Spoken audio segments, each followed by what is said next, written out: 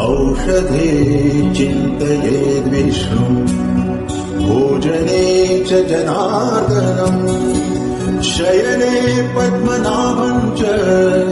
विवाहे च प्रजापतिम्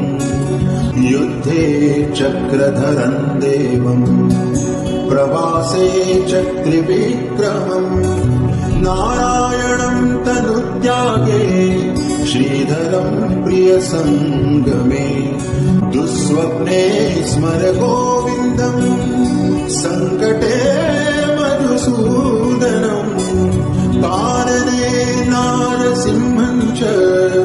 पावके जलशायिनम् जलमध्ये वराहं च पर्वते